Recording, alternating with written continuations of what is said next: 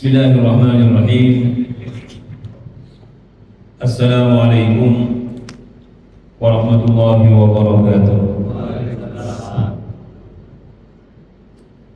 Innal hamdalillah nahmaduhu wa nasta'inuhu wa nastaghfiruh. Wa na'udzu billahi min shururi anfusina wa min sayyiati a'malina. May yahdihillahu fala mudilla lahu wa may yudlil fala hadiya lahu. Asyhadu an la ilaha illallah wahdahu la syarika lah wa asyhadu anna Muhammadan abduhu wa rasuluh. Allahumma shalli wa sallim alaihi wa ala alihi wa sahbihi wa man da'a bi da'watihi wa man sara ala nahjihi. Nawaitu ta'allum wa ta'lim wa tadabur wa tadhkir wa naf'u wal intifa' wal ifada wal istifadah. والحث على التمسك بكتاب الله وسنة رسوله والدعاء إلى الهدى والدلالة على الخير ابتغاء وجه الله ومرضاته وقربه وثوابه سبحانه وتعالى. أما بعد، jamaah salat subuh Masjid Ar-Rayyan yang dirahmati Allah, alhamdulillah wa syukurillah. Pada pagi hari ini kita mendapatkan nikmat dari Allah, nikmat kehidupan, masih diberi usia oleh Allah Subhanahu wa taala untuk mengisi sisa-sisa kehidupan kita, insyaallah dengan kebaikan. Alhamdulillah kita mulai hari ini dengan sholat subuh berjemaah, kemudian kita berada di majlis taklim ini melanjutkan pembacaan kitab At-Tadhkirah. Kitab At-Tadhkirah fi ahwalil mauta wa umuril akhirah, disusun oleh Al-Imam Al-Qurtubi Abu Syamsuddin Abu Abdillah Muhammad bin Abi Bakar Al-Ansari Al-Qurtubi. Kita sampai di halaman 76. Halaman 76 alinea yang kedua tentang tanda-tanda datangnya malaikat maut dan utusan malaikat maut dalam kematian seseorang.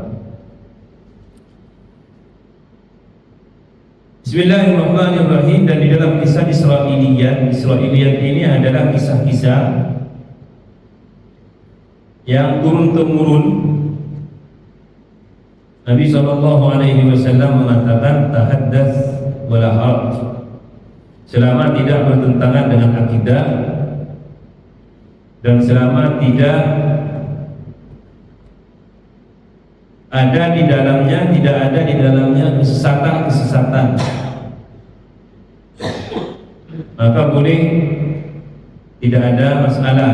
Tahaddath wala haraj katanya. Apa yang dimaksud Israiliyat? Israiliyat itu adalah kisah-kisah yang turun-temurun itu. Dulu katanya surga itu ada ular itu dulu tidak menakutkan. Kemudian ular itu ternyata yang membawa iblis, diusir, dibawa kembali. Ini Israiliyat. Dan banyak ditemukan Israiliyat itu. Dalam tafsir banyak ditemukan kita.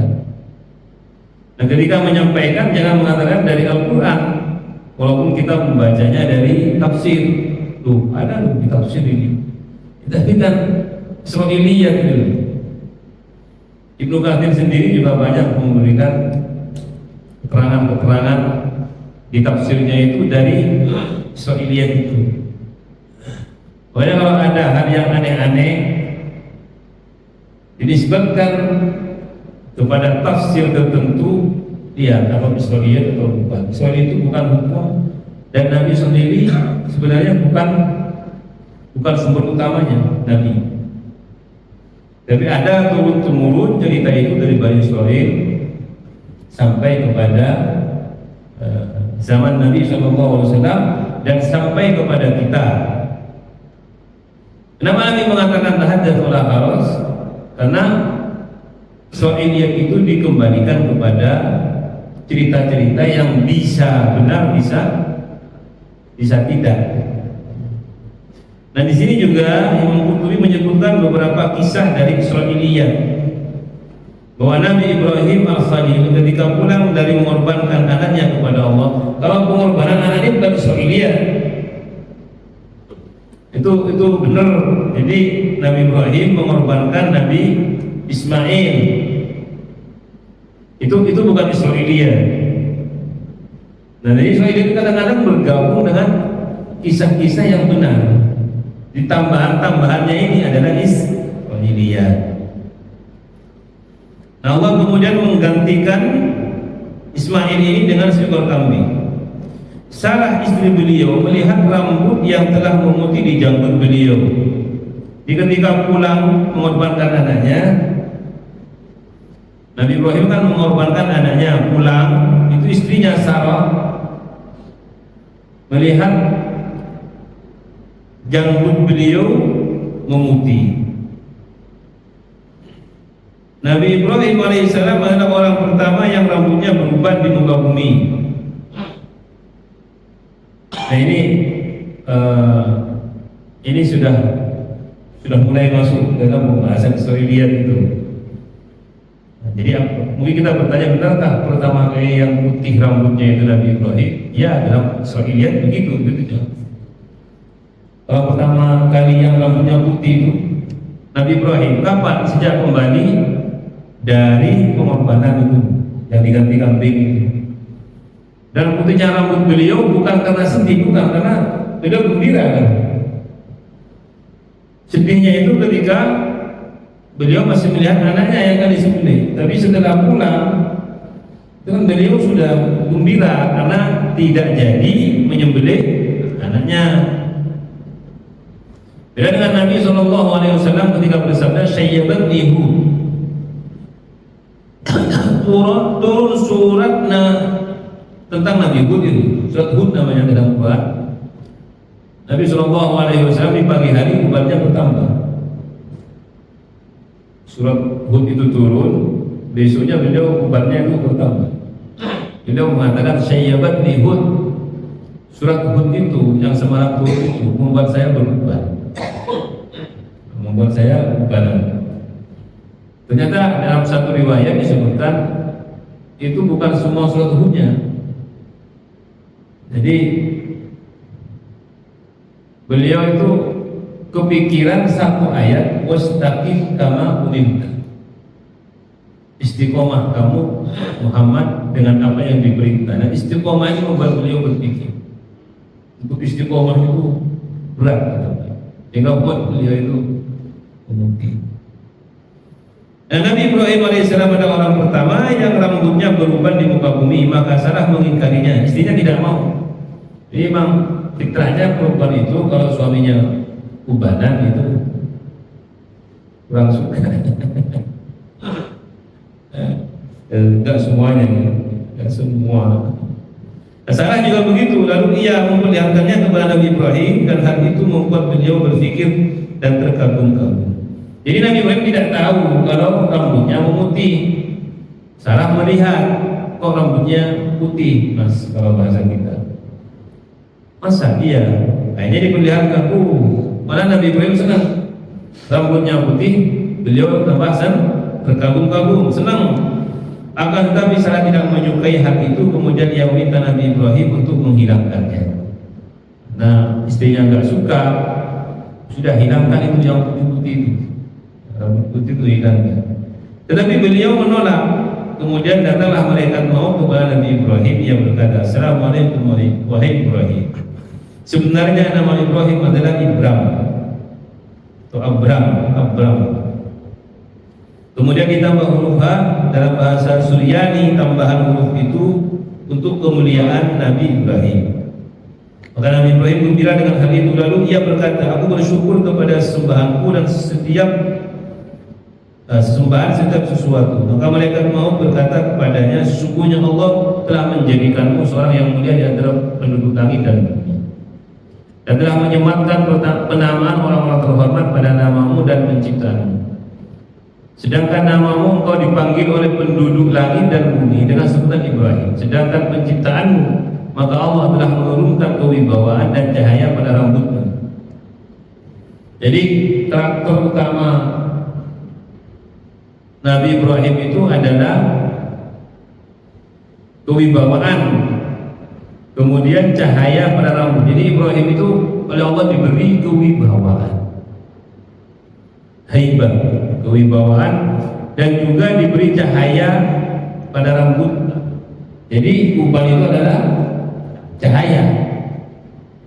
Maka Nabi Ibrahim mengabarkan apa yang dikatakan malaikat kepada istrinya, yang engkau benci ini adalah cahaya dan kehormatan.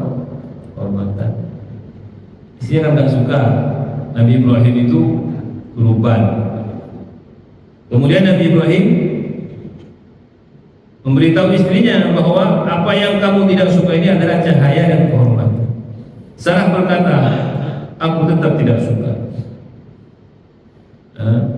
Aku tetap tidak suka. Ini kejujurannya. Ya, kalau rambutmu putih aku tetap tidak suka. Nabi Ibrahim berkata, tetapi aku suka. Istrinya tidak suka, tapi Ibrahim saya suka ini. Lalu Ibrahim berdoa, ya Allah tambahkan kepadaku cahaya dan kehormatan. Apa yang ditambah oleh Allah? Maka pada pagi harinya rambut dan jenggotnya telah memutih semua. Nah, ini artinya apa? Kalau saya melihat dialog antara Nabi Ibrahim dengan istrinya ini menunjukkan bahwa musyawarah itu penting, suami dan istri. Tapi kalau dalam masalah-masalah yang tidak urgent, yaitu boleh kita tidak sepakat, Kalau tidak urgent kan nggak apa-apa nggak sepakat. Masalah rambut, ya sudah saya suka ini, Anda suka itu. Jadi saya kira masalah-masalah hobi biasa, hobi itu biasa. Suami hobinya dengan istri beda, biasa. Gak apa-apa, sama-sama jalan. Yang penting sama-sama tidak mengganggu, artinya tidak ada dosa. Pokoknya harus sama, enggak pun tidak apa. Namanya hobi kan, atau kesukaan. Tapi kalau berkaitan dengan yang pokok, akidah, syariat, kita tidak bisa main-main. Mas, aku enggak mau sholat pokoknya. Nah ini enggak main-main. Pokoknya puasa nggak mau sholat, ini nggak bisa main-main. Jadi kalau masalah hobi, masalah hal-hal yang sifatnya, ini kan juga masih belum ditemukan apakah ini haram apa enggak. Ini kan masalah saya suka putih, kata Nabi Ibrahim, kata saya enggak suka hitam. Kalau istilah warna itu bukan masalah yang urgen. Suatu ketika ada nasihat yang sampai sekarang saya ingat. Saya punya seorang guru dosen S2 S3 namanya Profesor Dr. Abdul Habsul Khat dari Sudan. Beliau putra seorang mufti di Sudan. Beliau berkata, dulu sebelum menikah, kalau kamu menikah, perbedaan antara kamu dengan istri mesti ada, tapi biarkan berjalan selama perbedaan itu masih dalam perkara-perkara yang biasa. Seperti belum mencontohkan, seperti misalkan warna spraynya, satunya mau yang putih, satunya mau yang krim. Sudah, itu bukan sesuatu. Itu nasihat biasa, tapi saya ingat terus dulu. Di balik itu ternyata masalah-masalah yang kadang-kadang dipertentangkan antara suami dan istri itu bukan masalah pokok. Hanya karena kita sama-sama egois, ya akhirnya jadi masalah pokok berujung kepada hal-hal yang besar. Sebenarnya masalah-masalah tidak pokok kebanyakan. Sama-sama sholat, sama-sama puasa, kok tiba-tiba ada kabar sudah tidak aktif lagi. Jadi kalau ada masalah-masalah yang sifatnya tidak masuk ke dalam dasar-dasar agama, maka nggak apa-apa berjalan bersama. Saya mau hobi, mau ini, ya nggak apa-apa. Saya juga kalau bisa begini, ya wis nggak apa-apa. Selama masih ada hal-hal yang masih dibolehkan, maka silakan berjalan bersama dalam perbedaan itu. Perbedaan itu bukan menjadi sebab untuk berpecah belah. Kalau suami istri menjadi sebab terpisahnya antar keduanya. Dalam azhar Nabawi disebutkan man syaba syaibatan fil Islam kan lahu nuran yaumil qiyamah. Barang siapa yang tumbuh uban rambut putih dalam Islam, maka hal itu akan menjadi cahaya baginya di hari kiamat. Alhamdulillah ini banyak cahaya. Amin kata. Nah itu artinya, dan kalau saya pribadi bagus terang ya, kalau orang sudah tua itu di atas 60, rambutnya putih itu bisa senangi. Saya lihat itu lebih senang rambutnya putih. Tapi masalahnya itu nggak tahu gitu. Itu banyak yang masih dihitamkan. Saya sering ditanya, misalkan ada yang membolehkan saya pernah baca, ada yang membolehkan ada. Tapi kalau hadisnya kan itu artinya ada anjuran tidak menghitamkan, kecuali dalam masa perang dulu. Jadi kalau Az-Zuhri itu mengatakan tadi beliau itu kalau perang boleh dihitamkan. Kalau dalam keadaan normal aman tidak. Walaupun ada pendapat mengatakan boleh saja. Karena begini, karena kalau kita berbicara fikih begini, kalau kita dalam fikih membahas fikih masalah ini, Ustaz itu kok boleh di biru, kuning, boleh kan? Kenapa itu nggak boleh? Karena kalau biru itu terkesan. Nah kalau biru, kuning kan boleh kan? Dan kalau kita bahas fikih yang nggak boleh satu hitam. Malah kalau biru itu terkesan apa? Kadang-kadang di jalan. Kalau ada sepak bola itu ada yang akhirnya merah biru. Itu kan sedikit boleh. Sedikit itu yang penting nggak hitam. Malah kalau menurut saya itu kurang pas. Itu aja. Nah di sini kemudian pembahasannya masuk ke dalam ranah fikih. Kalau saya ya santri saya juga kalau membahas itu ya kalau pesan saya, tolong kamu jangan dicat biru atau apa kayak krim atau yang kan boleh ya, bukan masalah boleh nggak boleh ya, ini dilihat bisa nggak enak. Lihat santri saya rambutnya biru itu kadang-kadang masih diberi dua warna itu biru dengan. Walaupun mereka kan paham, kan boleh, kenapa? Memang saya punya nas kok, ada ibarat dalam nikah boleh, yang penting gak hitam kan. Nah di sini hal-hal kadang-kadang fikih itu tidak selamanya dijadikan acuan, tapi juga kondisi juga menentukan dalam fikih. Dulu itu bahkan itu sebenarnya panjang. Jadi kalau di pondok nggak boleh panjang, nggak boleh. Pandang kena takzir nanti, kena hukuman. Panjang itu kena hukuman. Tapi kan sunnah. Maka kita bingung, kenapa sunnah tidak dibolehkan? Nabi itu rambutnya sampai ke kuping ke bawah. Orang dulu itu rata-rata rambutnya panjang, nggak ada yang cepat-cepat, nggak ada. Nah sekarang berbalik malah kan. Andai kan ini panjang-panjang semua rambutnya kan gimana gitu? Ini rombongan Parwaiyan ini. Mungkin orang bilang metal-metal gitu. Malah enggak, Nabi SAW rambutnya panjang. Ada seorang ulama sebelum meninggal, dia berpesan kepada keluarganya, tolong rambut saya jangan digunting. Ataupun orang sakit kita orang alim ya, mau digunting jangan. Kenapa? Dari sekian sunnah yang sudah saya laksanakan itu hanya satu yang belum saya laksanakan. Apa? Rambut panjang sampai ini belum. Dulu ketika beliau saya rambutnya sering panjang sedikit dicukur. Saya ingin memanjangkan rambut, minimal saya bisa melaksanakan sunnah atau mengikuti Nabi SAW ini rambut sekali. Begitu. Tapi bukan sampai ke belakang sini karena masuk ke syabuh nanti. Jadi panjangnya rambut Nabi itu hanya sampai kuping, syahmat udun itu Jadi kuping ini, sampai kuping, ke belakang sini, di sini, dan lehernya itu Rasulullah. Di rambutnya itu begitu. Kalau sekarang kan enggak.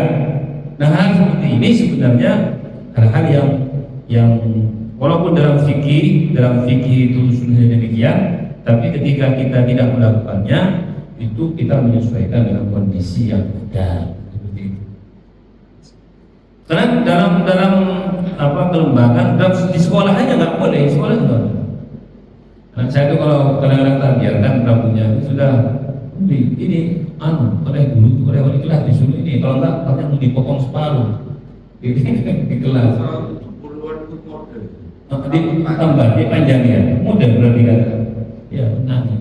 Sekarang kenapa enggak dipanjangkan lagi? Enggak tahu, beda, modelnya beda. Jadi berarti di sini tidak kembali kepada sunnah tadi. Saya lihat beberapa pejuang di Palestina itu rambutnya sampai sini semua kadang-kadang. Pejuang itu yang kadang-kadang itu rambutnya sampai sini, leher. Saya lihat keren. Subhanallah. Dan kabar dalam bab ini sangat banyak, begitu juga dengan syair, dan kami cukupkan dengan apa yang telah kami paparkan. Segala taufik hanya dari Allah. Seorang penyair berkata tentang uban dan pengubah warna atau semir. Orang yang sengsara ada yang tidak memiliki uban. Orang yang sengsara adalah orang yang tidak memiliki uban dan merubah warna rambutnya dengan semir.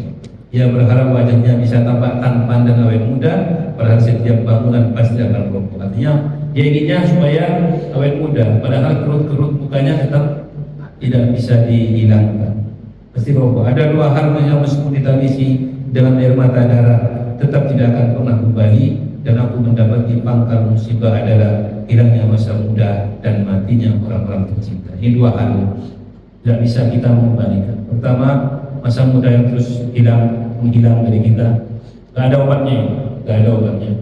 Jadi saya sering menyampaikan, walaupun ada orang 70 tahun itu lebih muda atau nggak bisa.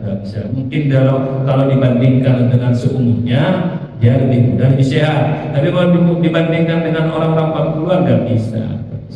Walaupun dia mau menangis dengan air mata darah nggak bisa. Yang kedua adalah mengembalikan orang-orang yang meninggal yang kita cintai. Orang-orang yang kita cintai, orang tua kita, mungkin keluarga kita yang kita cintai, mau mengembalikan nggak bisa.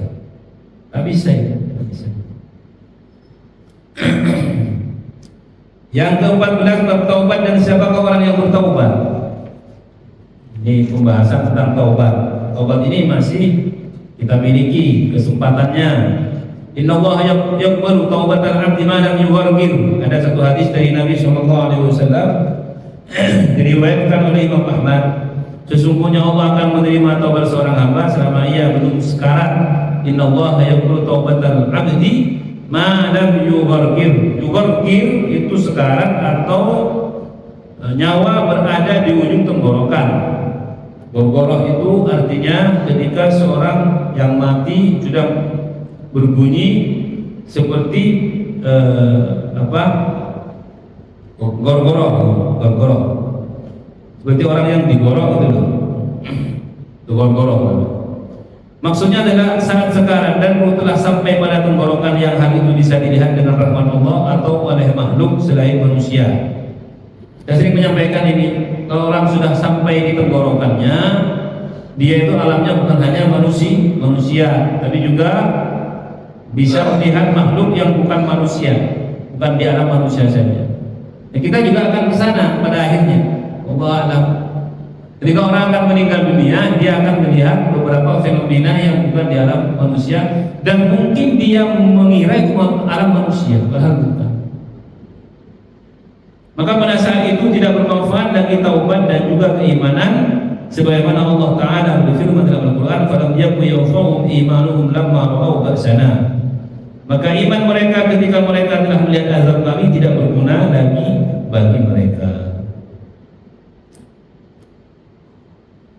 Allah Subhanahu wa Ta'ala berfirman, "Wa laysatit taubatu lil ladzina ya'maluna as-sayyi'ati hatta idza hadara ahaduhumul maut qala inni tubtu al-an." dan taubat itu tidak ada diterima oleh Allah dari mereka yang melakukan kejahatan hingga apabila datang ajal kepada seseorang di antara mereka, barulah mereka mengatakan saya benar-benar bertaubat sekarang. Ini ajalnya dalam arti ajal nyawa di kerongkongan. Karena Fir'aun itu dalam satu riwayat itu beriman sesaat sebelum meninggal dunia. Di dalam tahun itu beliau mengatakan amantu billadzi amanat bihi Bani Israil, aku beriman terhadap apa yang diimani oleh Bani Israil. Berarti Fir'aun itu sebenarnya ketika akan mati itu tahu bahwa dirinya bukan Tuhan gitu. Saya beriman bahwa Tuhannya Musa, Tuhannya orang-orang Bani Israil itu benar. Tapi dalam satu riwayat karena Jibril menyumpal mulutnya dengan tanah. Ada yang mengatakan dengan lain-lain. Intinya ya semuanya dari Allah. Jadi kita tidak perlu membahas detail. Artinya memang Fir'aun ini ditakdirkan untuk mati su'ul khatimah dan dijadikan pelajaran. Dalam Quran disebutkan al-yawma nunajjika bi badanika. Pada hari ini tenggelamnya itu kami akan menyelamatkanmu dengan badanmu. Di Quran itu tidak pernah meleset. Jadi mumi Fir'aun itu ditemukan tahun berapa? Itu sebenarnya sebelumnya Al-Quran sudah memberitahu Fir'aun itu ada, jasadnya ada. Karena Quran mengatakan Fir'aun itu akan diselamatkan dengan badannya, kata Quran. Mesti ada, sampai hari kiamat ada. Ternyata ada di Mesir. Saya belum pernah melihat dengan mata, tapi kan ada di tingkat 2 di Mesir.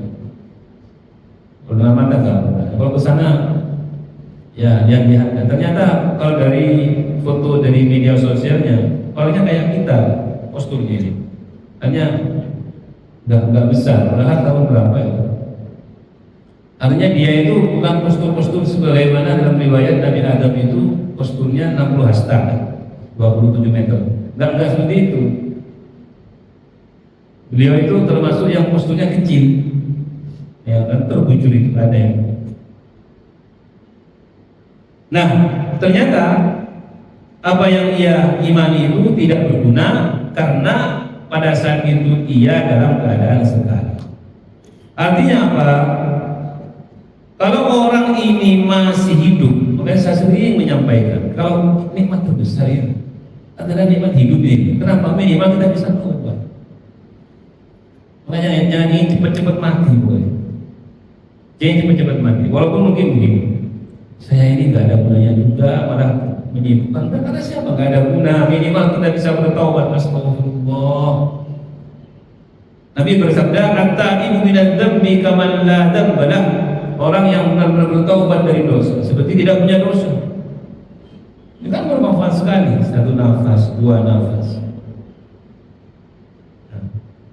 Maka taubat adalah yang diberikan kepada hamba sampai kedatangan malaikat pencabut nyawa. Dalam satu riwayat, malaikat Israfil itu nanti datangnya itu pada saat nyawa itu di kerongkongan. Jadi ketika mencabut dari kaki itu bukan malaikat maut, tapi bagian dari, bukan malaikat Israfil itu maksudnya, tapi adalah bagian dari petugas-petugas kematian. Mereka itu kan petugas, ya, mereka itu petugas. Ada yang ditugasi mencatat, anak saya yang gini, habis ilmu ini, insya Allah. Ada mereka ditugasi catat siapa saja di situ. Ada yang ditugasi nyatet orang mau Jumatan, ada itu. Hanya kita kadang-kadang kan nggak sadar. Kalau kita mau masuk masjid hari Jumat itu, ada petugasnya itu, bukan takmir, ada nggak kelihatan. Namanya malaikat. Ini dapat ayam, dapat telur, dapat ada katanya.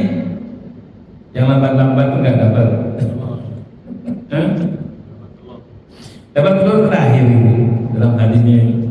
Telur itu didapat orang yang masuk masjid yang belum khotib belum berdiri itu mesti dapat telur. Kalau sudah khotibnya assalamualaikum warahmatullahi wabarakatuh itu sudah. Karena malaikatnya juga masuk ke dalam untuk berada di dalam majlis itu. Jadi malaikat itu adalah petugas-petugas yang diberi tugas masing-masing. Yang 10 itu juga ada tugasnya beda-beda. Jibril bawa wahyu, Israfil mencabut nyawa, Israfil minum trompet. Itu. Ya. Malaikat itu jumlahnya lebih banyak dari makhluk. Kalau dari riwayat, Nabi tidak pernah secara sore mengatakan lebih banyak. Kalau dari riwayat dari Nabi SAW lebih banyak. Dari lebih banyak. Karena apa? Ada satu riwayat, ada malaikat pencatat amal kita itu kan datang ke bawahnya, catat amal itu. Itu kan hari Senin atau hari Kamis naik lagi. Jadi ditanya kenapa kok hari Kamis puasa? Karena saya ingin diangkat amal saya itu, karena saya dalam keadaan puasa.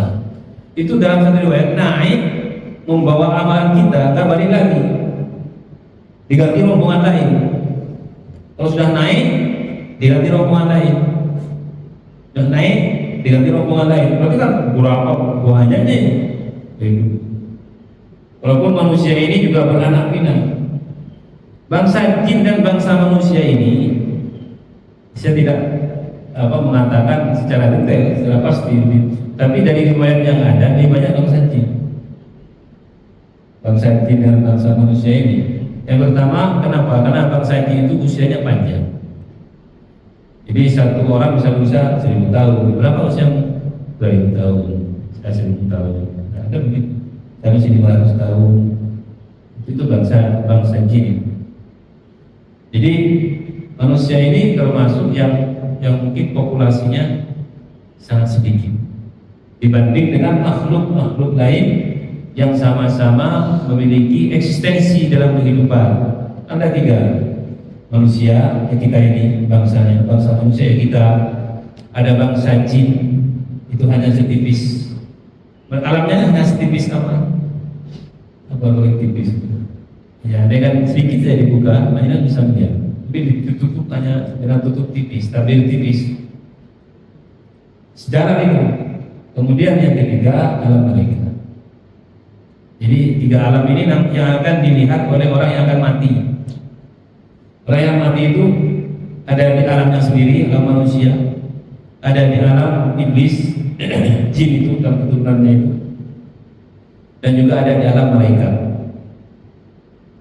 Alamnya sekarang berjalan bersama. Hanya kita kan nggak tahu. Kemudian juga ada penduduk bumi, ada penduduk langit. Sekarang sama-sama ada tuh, penduduk langit dan penduduk bumi. Banyak ada satu riwayat masturun fil ardi wa mashhurun fis sama. Wais al-Qarni itu. Pernah dengar Wais al-Qarni? Wais al-Qarni itu yang dari Yaman itu nggak bisa bertemu Nabi karena menjaga ibunya itu. Pernah dengar ya? Namanya Wais al-Qarni. Beliau bukan sahabat. Andai kan ketemu Nabi jadi sahabat. Sahabat itu tingkatannya di atas tabi'in kan. Di sahabat itu siapapun yang pernah bertemu Nabi SAW dan mati dalam keadaan Islam, itu sahabat. Tapi walaupun bertemu Nabi, matinya tidak Islam, bukan sahabat. Tujan, Lahab, Abdullah bin Ubay, itu kan bertemu Nabi tapi matinya bukan Islam. Nah, sahabat itu ashabi kan nujum ayyumah tadaitum ihtadaitum berada. Keistimewaan sahabat itu, walaupun dia tidak ngaji kepada Nabi, tidak ngaji gini-gini, tidak belajar, tapi beliau berada di atas hidayah sampai mati. Walaupun Allah yang maha tahu, tapi siapapun sahabat itu mesti mati ke dalam keadaan Islam, sahabat. Makanya jangan pernah menjadi sahabat. Sahabat itu kalau dia mati dalam Islam, dia mendapat derajat dalam Al-Quran radhiyallahu anhum wa radu an. Itu sahabat. Allah ridho kepada mereka dan mereka ridho kepada Allah. Makanya kalau kita nyebut mereka itu Umar radhiyallahu an. Nah, Wais al-Qarni ini andai kan ke Madinah ketika itu ketemu Nabi, jadi sahabat, tapi dia nggak berani. Kenapa? Karena ibunya tidak ingin ditinggal. Hanya dia demi ibunya dia bertemu Nabi, tapi Nabi tahu. Makanya berpesan kepada Umar, nanti kalau kamu bertemu dengan orang, nama Al-Qarni, cirinya dia ada putihan, ada putih di wajahnya, maka kamu minta agar dia mendoakanmu, memintakan ampun, beristighfar untukmu. Maka Umar kemudian di zamannya mencari beliau ada, dan beliau bukan sahabat tapi tabi'i.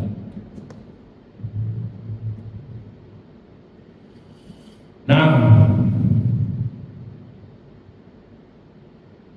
jadi taubat adalah yang diberikan kepada hamba sampai kedatangan malaikat pencabut nyawa, dan itu ketika ruhnya sampai ke tenggorokannya. Orang yang dalam kondisi seperti itu akan mengeluarkan suara seperti suara orang yang dua urat dan tenggorokan lehernya dipotong. Kayak panjenengan lihat kalau sapi dipotong, kalau Idul Adha itu kan ada bunyi. Itu gor-gor itu. Seperti itu. Saat itu, maka ketahuilah saat itu kan kematian datang. Oleh karena itu wajib bagi setiap manusia untuk bertobat sebelum ruh sampai pada tenggorokan. Tsumma yatubuna min qaribin, kemudian mereka segera bertaubat. Ibnu Abbas radhiyallahu anhu dan As-Suddi berkata, maksud dari segera bertobat adalah sebelum datangnya sakit dan kematian. Jadi kalau orang mau tobat jangan nunggu sakit, jangan nunggu, kalau bahasa kita sekarang, di ICU. Kalau sudah masuk ICU, untung masih ingat tobat. Kenapa orang-orang kadang-kadang sakit parah itu tidak mau bertobat? Karena bingung mereka. Saya ulangi, kenapa kadang-kadang banyak orang sakit kalau sudah parah itu mereka enggan bertobat? Katanya, karena saya masih mudah-mudahan saya selamat. Karena katanya mereka bingung. Jadi yang biasanya emosinya 50% jadi 200%. Sebenarnya kita kembali kepada mungkin saja ya dari Allah memang. Jadi orang sakit itu jangan dianggap seperti kita yang sehat. Jadi ada orang sakit ya, kamu ya sedikit, kamu ini sedikit saja. Ada orang tua dia stroke, dikasih sedikit lambat mau dikasih makan itu pagi-pagi. Ya, saya katakan karena memang orang dekat. Jadi mungkin nggak sabar atau apa yang ini. Yang jam 8 dikasih sarapan ya. Jadi dia nggak bisa gerak tapi selera makan tinggi gitu, dia nggak bisa gerak gitu kan. Dikasihnya yang merawat. Akhirnya dia begini, kalau jam 8 itu nggak keluar makanan, mana sih? Kata saya, orang kalau sakit itu tidak sama dengan sehat. Kalau tidak di saat sehat emosinya 50%, kalau saat sakit itu emosinya bisa 200%. Harus dimaklumi, marah. Kenapa? Karena memang kondisi itu mempengaruhi kejiwaan seseorang. Kondisi itu mempengaruhi kejiwaan seseorang. Maka yang harus memaklumi ya yang sehat. Yang sehat itu, gimana lagi? Jangan kemudian diomelin terus, malah tambah emosi. Jadi begitu semua orang sakit begitu. Enggak seperti ketika dia sehat. Ya kalau kita ingin tahu orang aslinya itu dua. Yang pertama, lihat ketika dalam perjalanan dia mau menang sendiri apa enggak. Yang kedua, dia ketika dia sakit dia berubah apa enggak kondisi fisiknya apa, emosionalnya berubah apa tidak. Kalau tidak, dua hal tidak berubah, orang ini memang seperti itu aslinya. Jika dia dalam kondisi seperti itu dia tidak berubah, ya itulah yang sifat aslinya ya itu. Abu bin Jas al-Dhahhak, Ikrimah dan Ibnu Zaid dan yang lain berkata, sebelum datangnya malaikat maut dan kepayahan dalam bernafas, maka sungguh indah perkataan Mahmud Ar-Razzaq ketika berkata, bersedia untuk bertobat untuk dirimu sendiri sebelum datangnya kematian dan sebelum lidah menjadi keluh. Itu juga lidah keluh itu ada, Ini itu bukan hanya teori, ada. La ilaha illallah. Ada.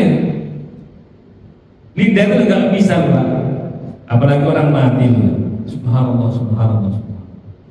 Orang sehat saja tuh. Misalnya saya baca Quran, sudah hafal jelas hafal. Kadang-kadang hilang mendadak. Orang sudah hafal benar, hilang mendadak. Saya begini ya Allah, betapa cepatnya hilang.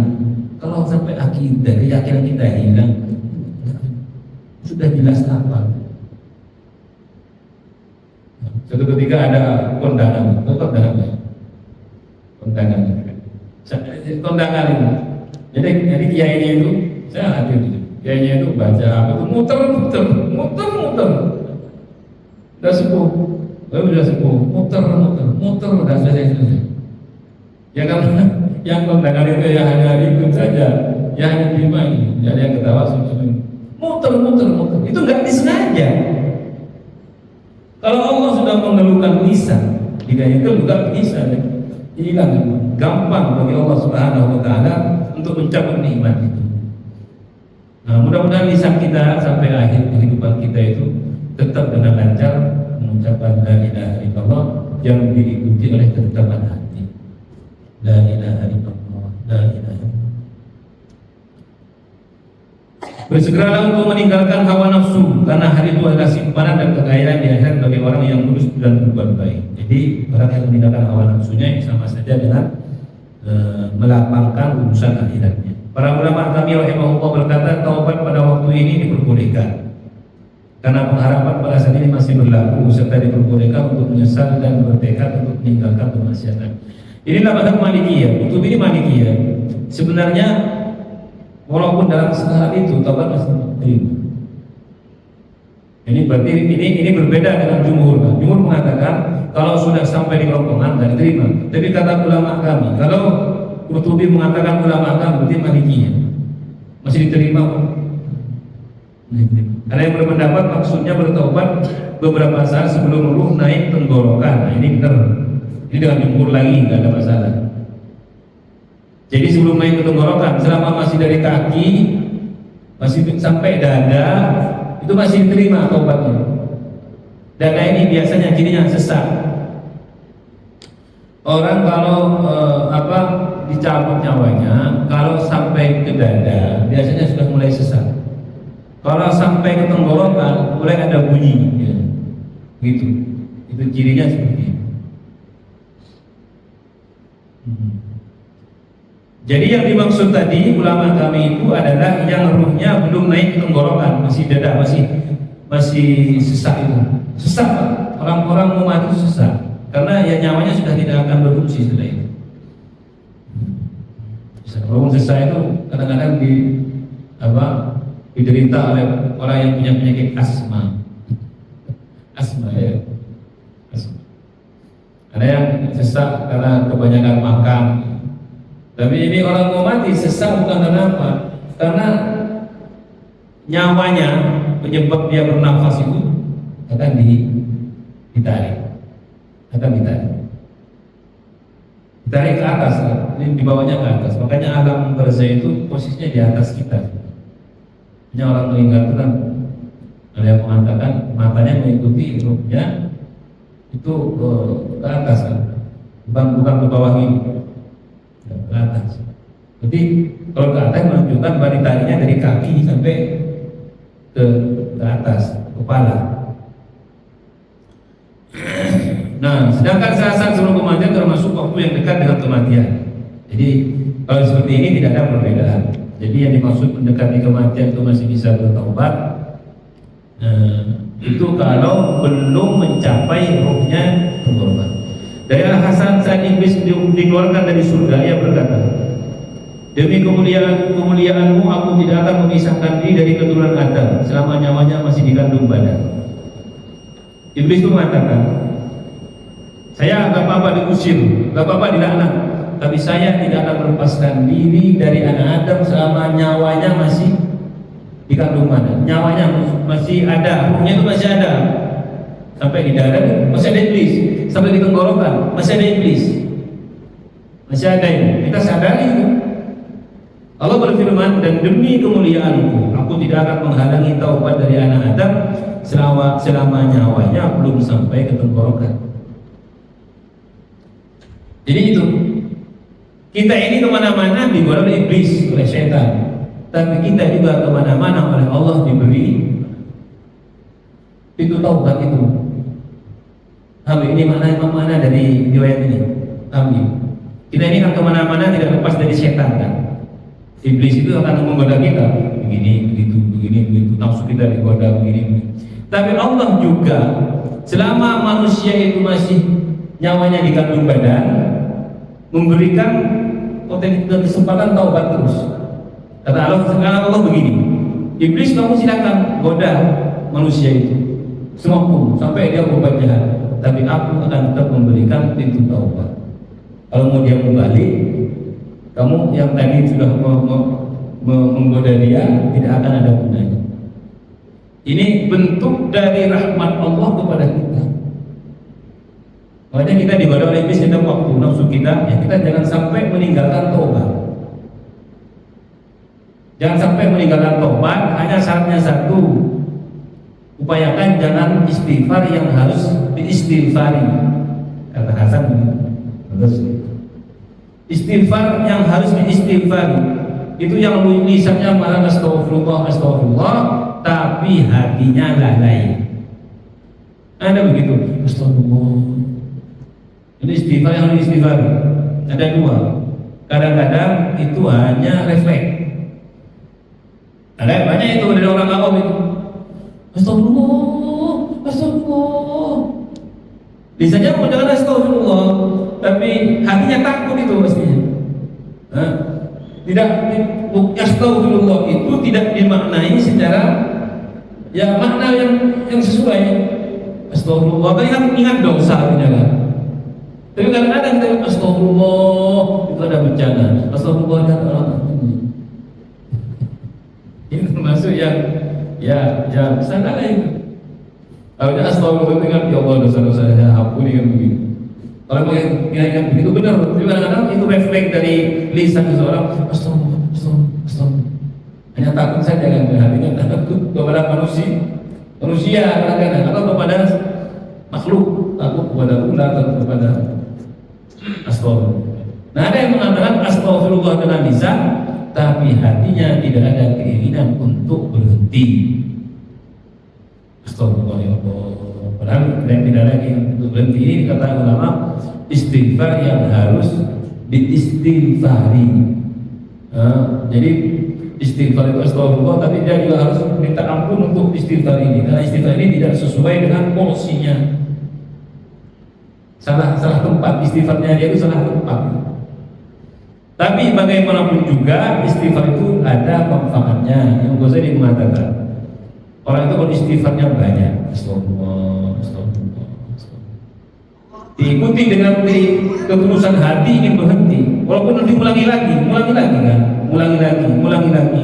Kata Imam Ghazali dalam beberapa keterangannya itu ada manfaatnya apa? Karena andaikan dia harus mati setelah istighfar tadi, ya, walaupun mungkin besoknya atau kapan mau ulangi lagi, kalau dia istighfar sekarang beneran mati setelah itu, maka dia mati dalam keadaan diampuni oleh Allah. Karena saya sudah mengatakan saya sudah minta ampun, mati setelah itu. Orang mati kan nggak bisa diprediksi. Kalau taubat, pulang dari masjid, keluar kena tabrak apa, meninggal. Ada begitu. Orang Jumatan, habis Jumatan pulang, nyebrang sepeda motor, mati. Nah, ini bagus ini. Artinya dalam arti bagus, dia setelah bertaubat mungkin di masjid, kan dia di masjid taubat pada Allah Subhanahu wa taala, diambil nyawanya dengan cara. Nah, jadi orang taubat itu, orang minta ampun kepada Allah tidak ada ruginya. Wallahu a'lam bishawab.